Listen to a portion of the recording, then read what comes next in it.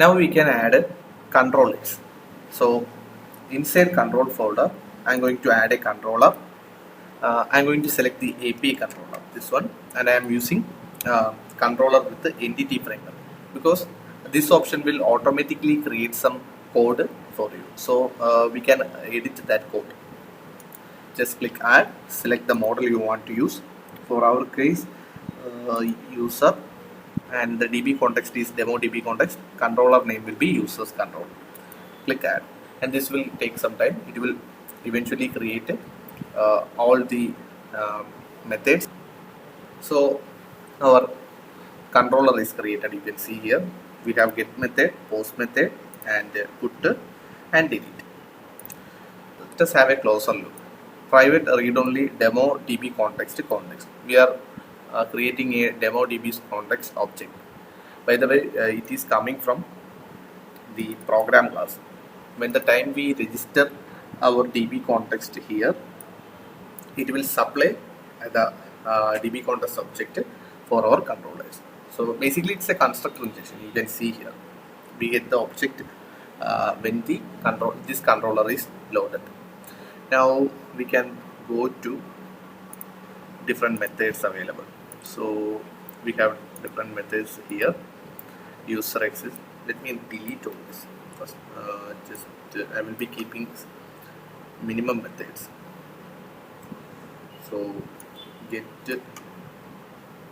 users is good. We can use that. We don't want. Right now I am not updating anything. At the moment I am only need get and post method. Okay. Inside post method I am doing some modification. As you can see here, using the context object coming from the DB context, and by using the user collection, I mean user table. This is a user table. We are inserting the data. When the applying user details from Swagger, it will get here and it will save to DB. Okay. There is a problem with this code because we didn't give its ID. Normally what happened is when we are setting our ID as integer, the SQL server will automatically increment that. But in our case, the ID is different. See, our ID is guide, so we have to supply externally. So we can do that.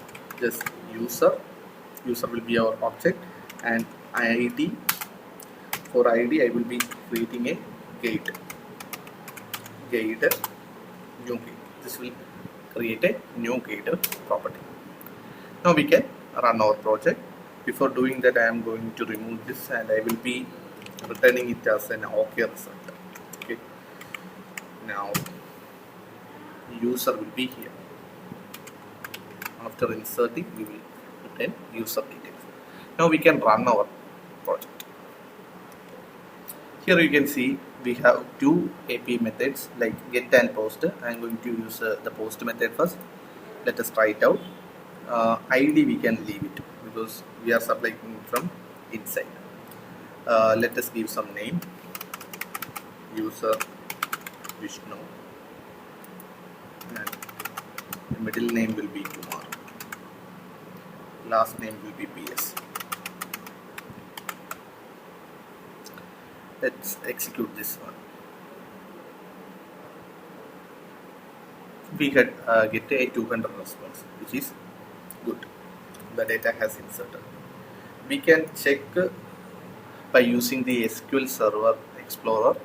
We can check that the data is inserted. So open up this DB, go to the tables, user. Now select, show table data. The data is inserted. This is a simple one actually, and I am going to show you one more thing. Just double click actually. Double click. It will eventually give you this database, this table. See all the details. See, this is it. ID, unique identifier, varchar, not null, null, allow null. See, likewise we have inserted our data. So In the next video, we will be adding relation to this table. Like we will be adding one-to-one relation with the user and address.